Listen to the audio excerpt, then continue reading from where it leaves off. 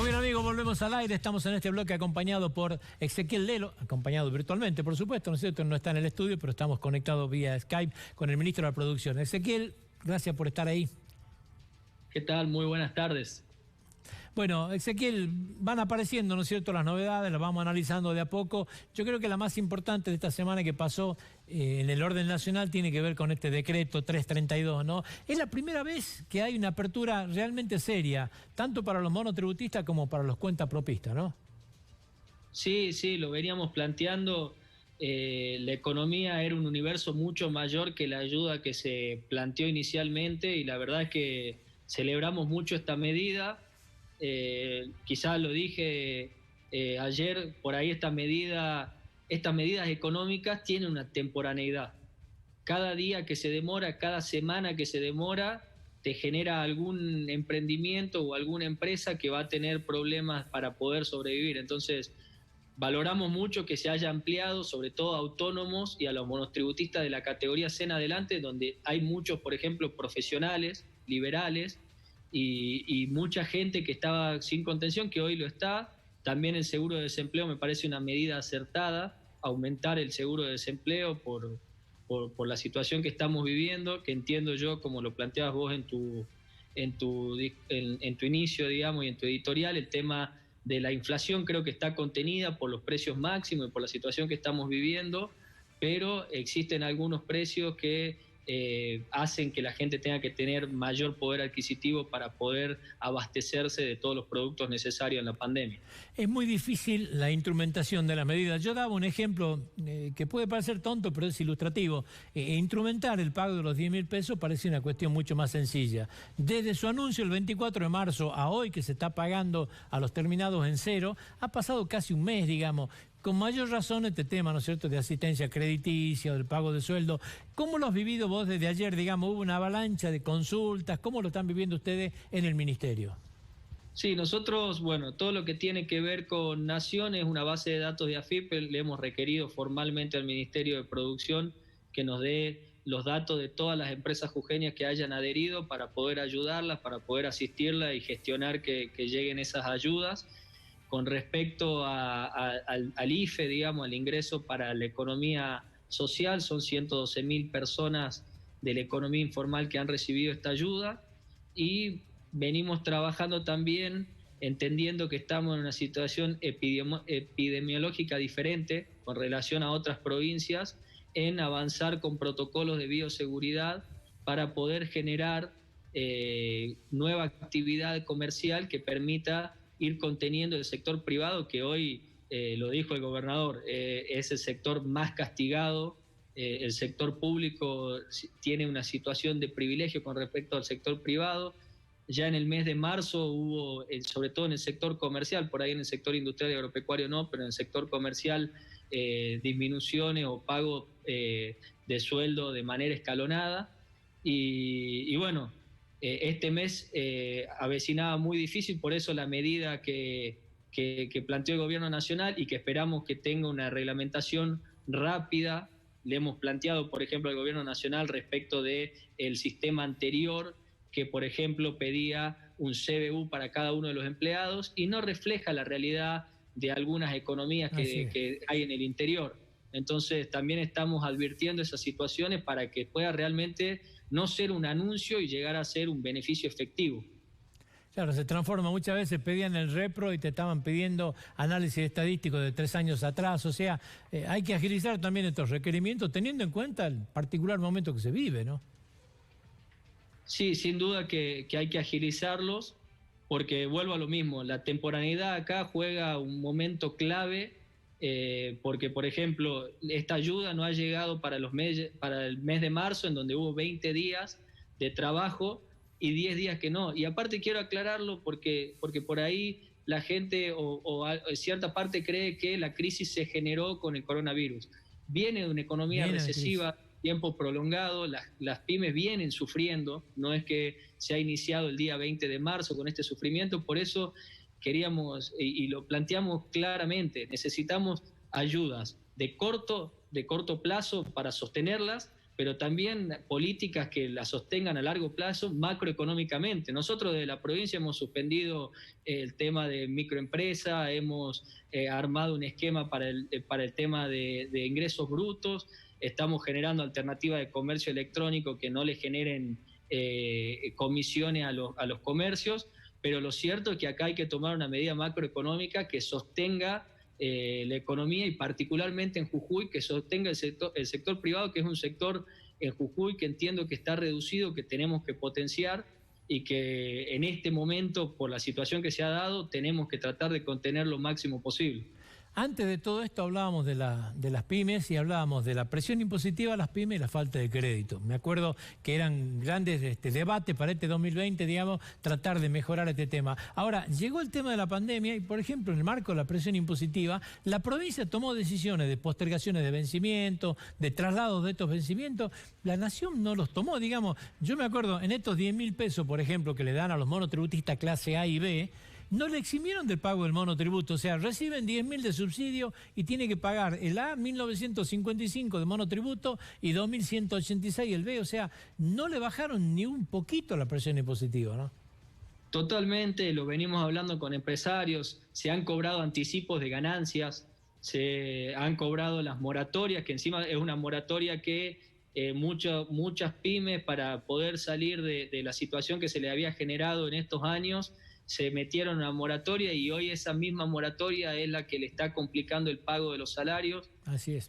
Lo hemos planteado al ministro Culfas. Creo que hoy por hoy lo central es poder contener el empleo en el sector privado, porque eso también va a permitir que no se aumente exponencialmente el incremento del gasto público, pero además de eso, creo yo que tenemos que poner lo que el Estado pone a circular a través de los salarios públicos, también es bueno que empiecen a reactivar y que limiten un poco los efectos de la crisis al sector privado. Necesitamos que se consuma, que se compra en el almacén de cercanía, que se compra en el comercio que habitualmente se compra, para que de esta manera lo que está asegurado, lo que está tratando de asegurar el gobernador con los recursos públicos, vaya a contener solidariamente al sector privado, para que también podamos tener a la gente ahí contenida.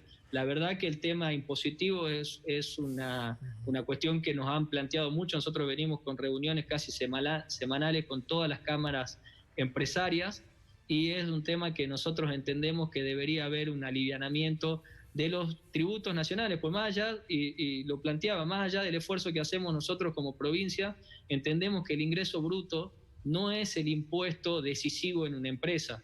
Existen otros como ganancia, como IVA, donde puede haber incluso, y lo hemos planteado, no solamente exhibiciones que entendemos que pueden llegar a perjudicar al déficit, pero sí un diferimiento que permita que ese privado pueda sostener también el empleo privado y pueda pagarle al empleado privado. Recién me dijiste, Exe, que estaban pidiéndole, ¿no es cierto?, a la AFIP la base de datos de quiénes son las empresas jujeñas que están acá. En muchos de estos hablamos de empresas, pero un monotributista no tiene el asesoramiento adecuado, le cuesta todo esto. La idea del Ministerio de la Producción es acercarse y tratar de ayudar a que los reciba. ¿Qué están pensando en este tema?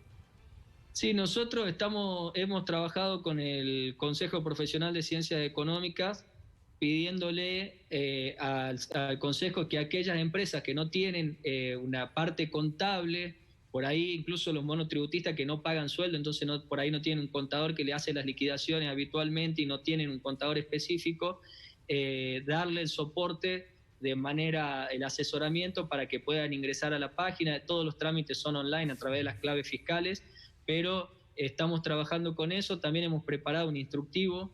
Hay cuestiones reglamentarias sobre el último anuncio que estamos esperando para poder generar una buena comunicación para aquellos que ingresen de manera autónoma y quieran hacer ellos mismos acceder a estos beneficios.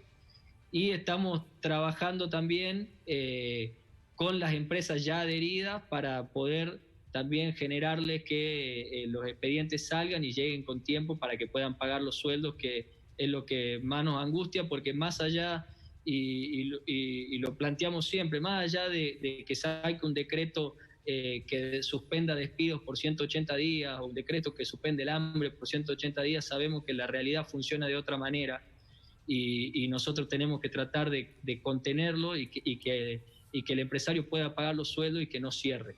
¿Qué gestiones se están haciendo hoy? Yo le escuché al gobernador decir ayer que iba a hacer gestiones ante el presidente de la Nación y ante el ministro, pero ¿qué gestiones se están haciendo con el tema de fabricación de cigarrillos, ¿no? Porque desde el 20 de marzo no se fabrican, evidentemente empieza a caerse, ¿no es cierto?, la venta, se cae la venta, se cae, para el caso nuestro, el Fondo Especial del Tabaco, digamos, ¿no es cierto?, y para la Nación una recaudación impositiva que es importante. El cigarrillo, el 80% de lo que se vende es impuesto. ¿Qué gestiones se están haciendo de esto o qué perspectiva le ves a este tema?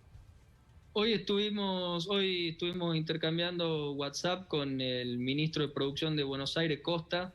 El gobernador estuvo en contacto con el jefe de gabinete, con el presidente, con Kicillof.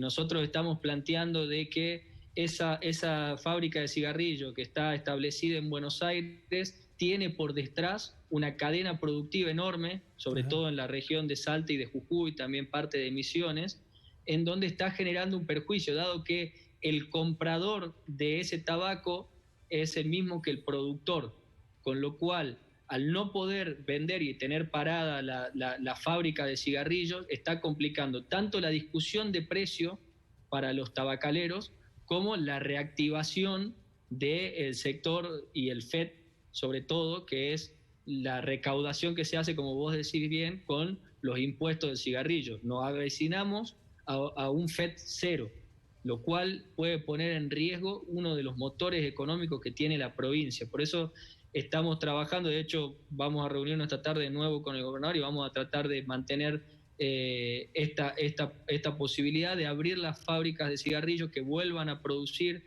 que se vuelva a generar, porque hay un estimado que no solamente la provincia de Jujuy, sino la nación pierde 14.000 millones de pesos con esta situación. Jujuy pierde mucho dinero, el sector tabacalero pierde mucho dinero, y necesitamos sostener en lo que planteábamos. Nosotros queremos hacer hoy una economía en donde podamos sostener a todos. Es muy difícil en este contexto pensar en un crecimiento económico, hay que pensar en una economía que tenga los motores que son los sueldos públicos, que son la minería, que es la industria azucarera y que es el tabaco, funcionando para poder de esa manera contener el grueso de la economía. Trabajaremos con emprendedores, trabajaremos con el sector informal también, con la economía popular, pero lo cierto es que no podemos permitir que se apague ninguno de los motores. Y te escuchaba en la editorial, porque también tiene que ver con un tema agropecuario, es el tema del bioetanol, que necesitamos una respuesta rápida. Se ha congelado en diciembre, se está pagando 29,90 cuando ya debería estar en 35 pesos el bioetanol de caña, y eso está generando una posible luz amarilla tendiente a roja en los ingenios. Y la verdad es algo que viene muy postergado, que se han comprometido tanto el gobierno que salió como el gobierno que entró. Nosotros estuvimos hablando con algunos administradores de ingenio, vamos a acompañar ese pedido porque entendemos que para la economía regional de nuestro ramal es clave para que puedan tener una buena campaña este año. El Centro Azucarero Argentino también había planteado, ¿no?, aumentar el corte del 12 al 15%, porque también cayó mucho el consumo de nafta, ¿no? Sí, ahí, bueno... es más difícil, digamos, ¿no? Y en mi posición personal, Brasil tiene un corte del 28%, hay motores flex, y creo que una política de desarrollo también sería no solamente aumentar el corte, sino también empezar a autorizar el propio alcohol, sobre todo para los vehículos de los sectores públicos o de empresas, de los mismos ingenios, que le abarataría mucho los costos del petróleo. Nosotros tenemos...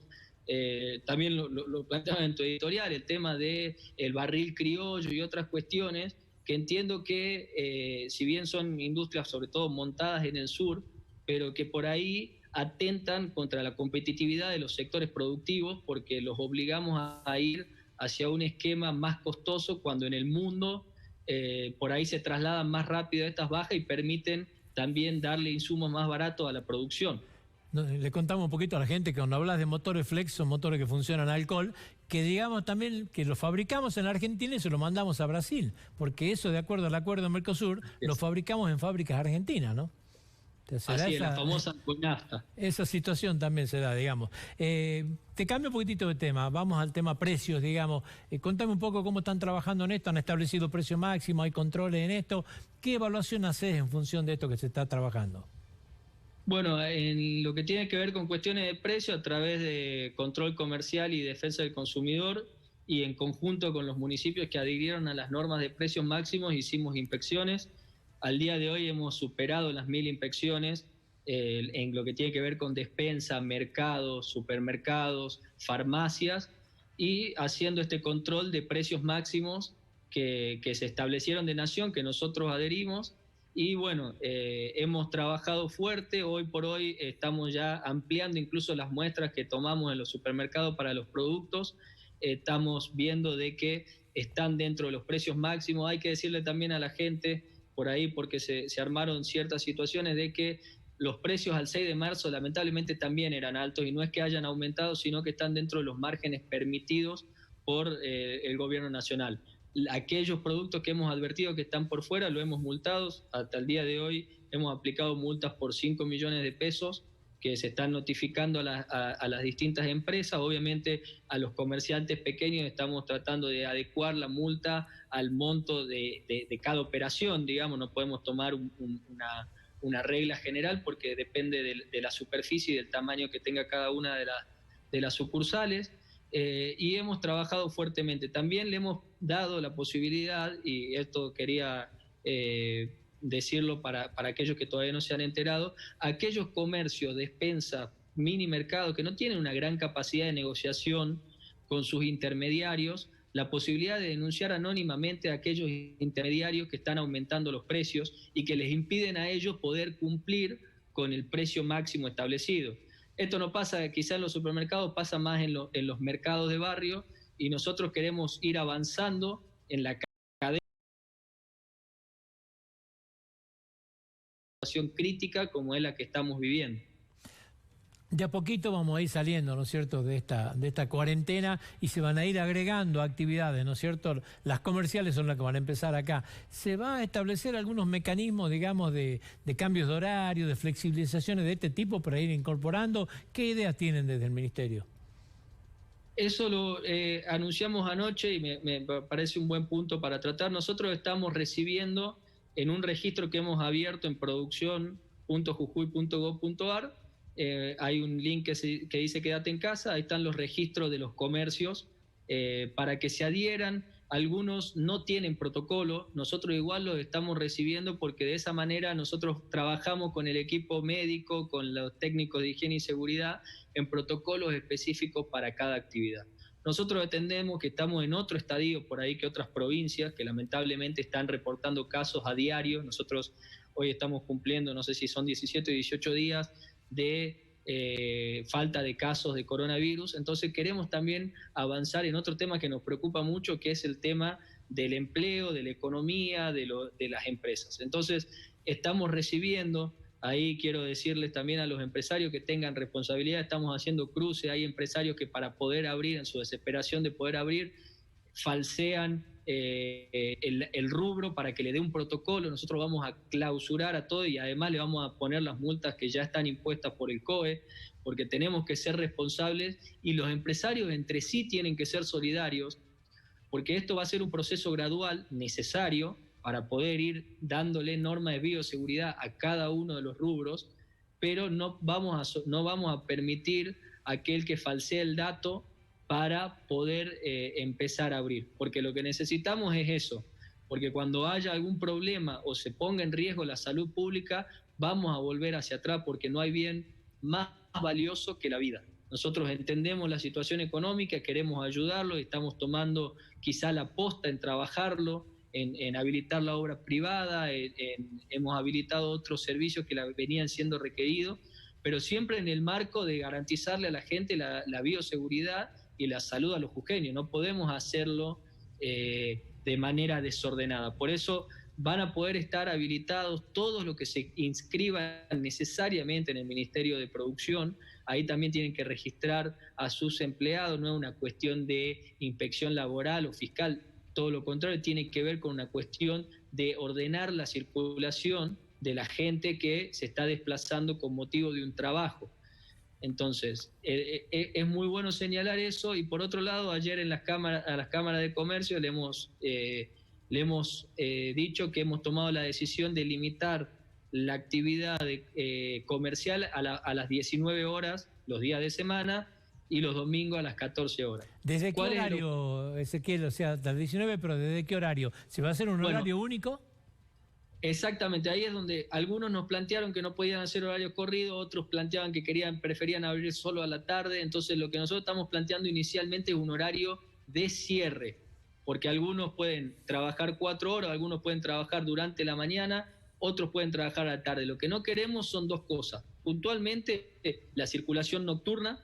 No queremos que haya comercios abiertos de noche, y por otro lado sí le hemos dicho, más allá de que es una cuestión de cada uno de los comercios, pero se lo hemos planteado, la necesidad de pasar a una cultura del horario corrido. Nos pasa mucho con el tema del comercio, es que un empleado de comercio se toma el transporte público a la mañana, vuelve al mediodía, se va de nuevo hacia el trabajo a la tarde y regresa a la noche. Usa 4 boletos de colectivo o usa su vehículo 4 veces para solo una jornada laboral.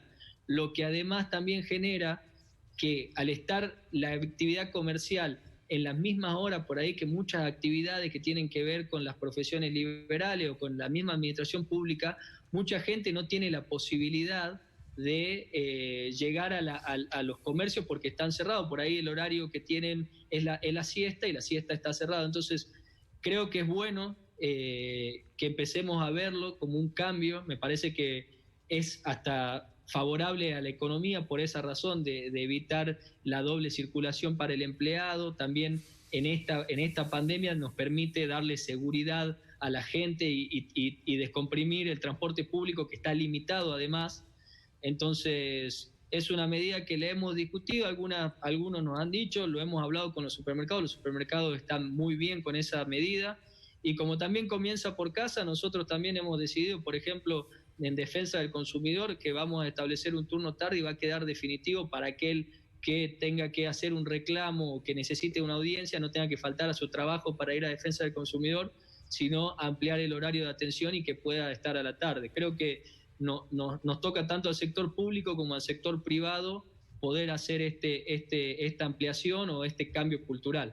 Hay dos actividades que se han abierto ahora que son, me parece, bastante reactivantes y nos van a dar un impulso, digamos, para recuperar un poco. Uno tiene que ver con la minería, y cuando hablamos de minería no estamos hablando del emprendimiento minero en sí, sino todo lo que significa la minería, los proveedores mineros que empiezan a moverse para prestar estos servicios. Y el otro tiene que ver con la obra, ¿no es cierto?, la obra pública, donde el gobernador anunció la vuelta a trabajar en la Ruta 34, pero también se habló